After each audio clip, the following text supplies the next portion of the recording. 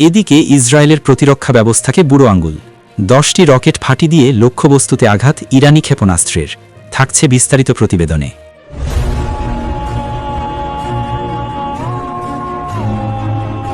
এদিকে এবার সৌদি আরবের রাষ্ট্রায়ত্ত তেল শোধনাগারে হামলা। থাকছে বিস্তারিত প্রতিবেদনে। সৌদি আরবের সবচেয়ে বড় তেল শোধনাগার আরামকোতে ড্রোন হামলা চালিয়েছে ইরান।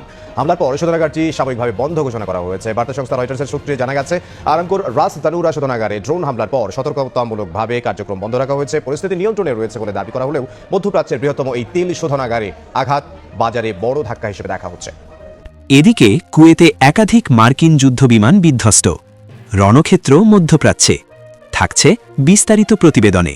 হিজবুল্লাহ ইসরায়েলের একটি অংশ উত্তর ইসরায়েলে বড় ধরনের রকেট হামলা চালাচ্ছে। তারপরই তারা লেবানন জুড়ে যে হিজবুল্লাহ বিভিন্ন ঘাঁটি আছে সেই ঘাঁটিতে তারা আঘাত হানতে শুরু করেছে। এদিকে ইরানের সাবেক প্রেসিডেন্ট আহমাদিনেজাদ বেঁচে আছেন, দাবি উপদেষ্টার।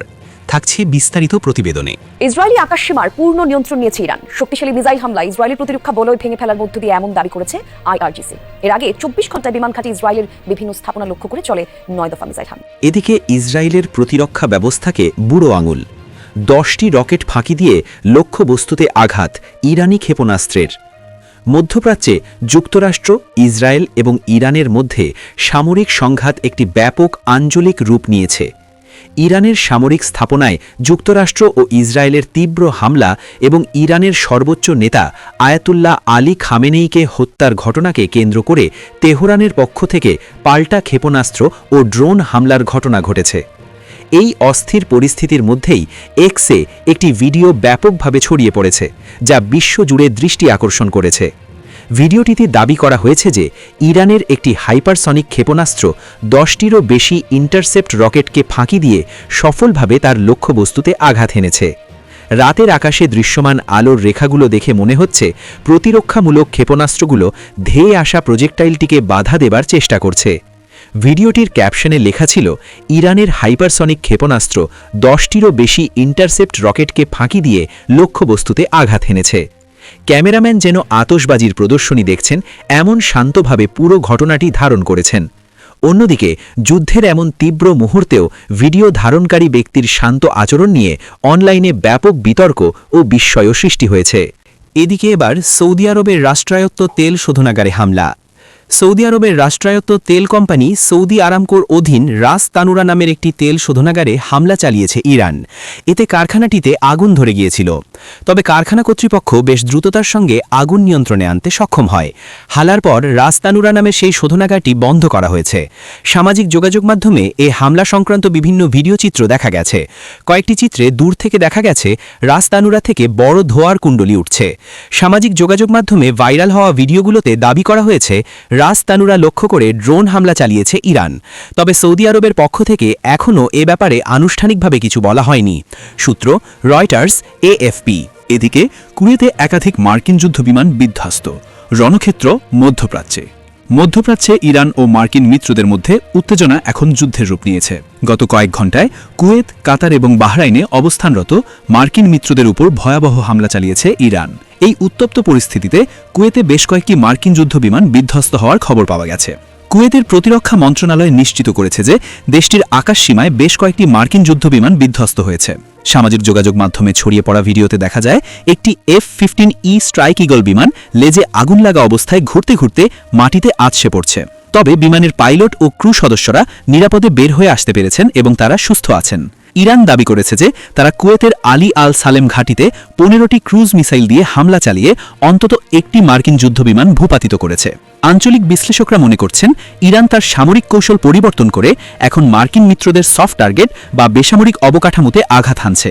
ইরানের পক্ষ থেকে স্পষ্ট বার্তা দেওয়া হয়েছে যে তাদের ওপর হামলা অব্যাহত থাকলে এই অঞ্চলের মার্কিন মিত্র দেশগুলোকেও তার মাশুল গুনতে হবে।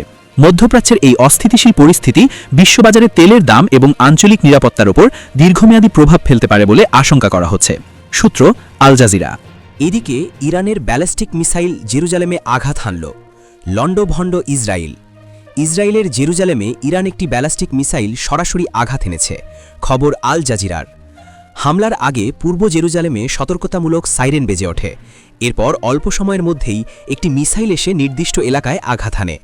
ঘটনাস্থল থেকে আল জাজিরার সাংবাদিকরা জানিয়েছেন, বিস্ফোরণের শব্দে আশপাশের এলাকায় আতঙ্ক ছড়িয়ে পড়ে এবং নিরাপত্তা বাহিনী দ্রুত ঘটনাস্থলে পৌঁছে উদ্ধার তৎপরতা শুরু করে।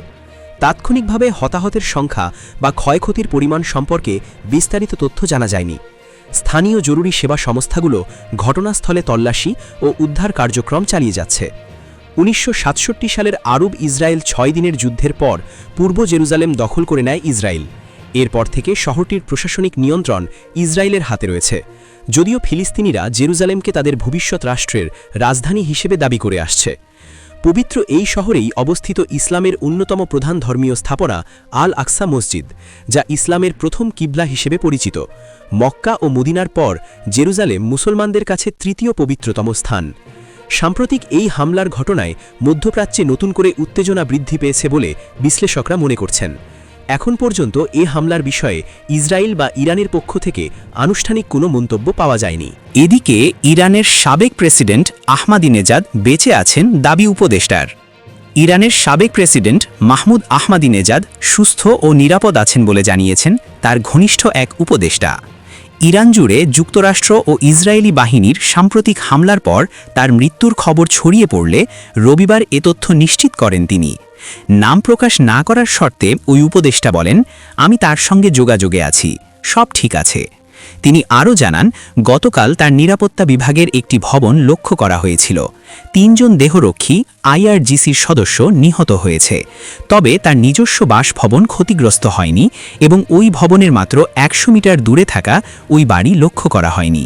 হিজবুল্লাহ ইসরায়েলের একটি অংশ উত্তর ইসরায়েলে বড় ধরনের রকেট হামলা চালাচ্ছে। তারপর পরই তারা লেবানন জুড়ে যে হিজবুল্লাহর বিভিন্ন ঘাঁটি আছে সেই ঘাঁটিতে তারা আঘাত হানতে শুরু করেছে। যুদ্ধ কিভাবে ছড়া গেছে দর্শক দেখেন। এখন খবর হচ্ছে যে লেবাননের রাজধানী বৈরুতের দক্ষিণাঞ্চলে ইসরায়েলি হামলায় 10 জন নিহত হয়েছে। রয়টার্স বলছে লেবাননের দক্ষিণাঞ্চলের 53টি গ্রাম এবং শহরের বাসিন্দাদেরকে সরে যেতে বলেছে ইসরায়েল, এবং এটি বলার সাথে সাথে কিন্তু তারা হামলাও শুরু করেছে, হিজবুল্লাহর বিরুদ্ধে পাল্টা হামলা করেছে। কেন? এর কারণ হচ্ছে যে হিজবুল্লাহ ইসরায়েলের একটি অংশ উত্তর ইসরায়েলে বড় ধরনের রকেট হামলা চালাচ্ছে। তারপর পরই তারা লেবানন জুড়ে যে হিজবুল্লাহর বিভিন্ন ঘাঁটি আছে সেই ঘাঁটিতে তারা আঘাত হানতে শুরু করেছে। ইসরায়েল বলেছে যে হিজবুল্লাহকে ইসরায়েল রাষ্ট্রের জন্য কোনো হুমকি তৈরি করার সুযোগ দেওয়া হবে না, এই হামলার কঠোর এবং শক্তিশালী জবাব দেওয়া হবে। আল জাজিরার প্রতিবেদনে বলা হচ্ছে, হিজবুল্লাহর শক্ত ঘাঁটি হিসেবে পরিচিত বৈরুতের দক্ষিণ শহরতলিতে বেশ কয়েকটি শক্তিশালী বিস্ফোরণের শব্দ শোনা গেছে। ইসরায়েলি যুদ্ধবিমানগুলো ওই এলাকায় মুহুর্মুহু বোমা বর্ষণ করছে। এর আগে ইরানের সর্বোচ্চ নেতা আয়াতুল্লাহ আলী খামেনিকে হত্যার প্রতিশোধ নিতে ইসরায়েলের হাইফা শহরের একটি সামরিক ঘাঁটিতে হামলার দাবি করে হিজবুল্লাহ। বিশ্লেষকদের আশঙ্কা, ইসরায়েল এবং হিজবুল্লাহ এই সরাসরি সংঘাত মধ্যপ্রাচ্যের চলমান যুদ্ধ পরিস্থিতিকে আরো ভয়াবহ এবং বিস্তৃত করে তুলতে পারে। হুতি তারাও প্রস্তুতি দিচ্ছে হামলা করার। হিজবুল্লাহ হামলা করেছে এবং তার প্রতিক্রিয়ায় বৈরুতে হামলা করেছে, লেবাননে হামলা করেছে ইসরায়েল, ইয়েমেনও যুক্ত হবে। সব মিলায়ে এখন পরিস্থিতি নিয়ন্ত্রণের বাইরে চলে যাচ্ছে আস্তে আস্তে। কোথায় এর শেষ পরিণতি দাঁড়াবে বোঝা যাচ্ছে না। হরমুজ প্রণালী বন্ধ হয়ে গেছে, হাজার হাজার তেলবাহী জাহাজ আটকে গেছে, ফলে আশঙ্কা করা হচ্ছে যে তেলের দাম বেড়ে যাবে। শেয়ার বাজারগুলোর ধস নেমেছে। মধ্যপ্রাচ্যের বিভিন্ন গন্তব্যে যে বিমান চলাচল বা বিশ্বের সঙ্গে সেগুলো বন্ধ হয়ে গেছে। মানে একটা ভয়ঙ্কর অরাজকতার মধ্য দিয়ে যাচ্ছে মধ্যপ্রাচ্যের যুদ্ধ পরিস্থিতি। এই যুদ্ধে কে জিতবে কে হারবে বোঝা যাচ্ছে না, তবে যেভাবে বিস্তৃতি লাভ করছে তাতে সহসায় থামবে বলে মনে হচ্ছে না। এর মাসুল দিতে হবে, কারণ খামেনিকে হত্যার পর ইরান প্রতিজ্ঞাবদ্ধ হয়েছে তারা একদম ধ্বংস না হওয়া পর্যন্ত তারা যুদ্ধ করবে, এবং যাদের মানে পিছু টান নেই বা পিছে মানে পেছনের আর সুযোগ থাকে না, তখন তারা সর্বগ্রাসী হয়। এখন ইরান সর্বগ্রাসী হামলা চালাচ্ছে চতুর্দিকে, কোনো ফ্রন্টে বাদ রাখছে না। যেখানে মনে করছে হামলা চালানো দরকার সেখানে হামলা চালাচ্ছে। পরিস্থিতি নিয়ন্ত্রণে আনার জন্য, যাতে ইরান হামলা চালাতে না পারে, সেই জন্য ইরানকে পঙ্গু করার জন্য গতকাল ভোর রাত থেকে একের পর এক হামলা চালিয়ে যাচ্ছে ইসরায়েল এবং আমেরিকা যৌথভাবে। এবং ইরান আরব সাগর, পারস্য উপসাগর, ইসরায়েল এবং নানা রকম ঘাঁটিগুলো ব্যবহার করছে, সেখানে তাদের যুদ্ধবিমানগুলো প্রস্তুত আছে এবং সেই যুদ্ধবিমানগুলো উড়ে এসে ইরানে হামলা চালাচ্ছে। ইরানও তার সাধ্যমতো জবাব দিচ্ছে। এগুলোর শেষ পর্যন্ত কোথায় যে দাঁড়াবে দর্শক এখনো পরিষ্কার।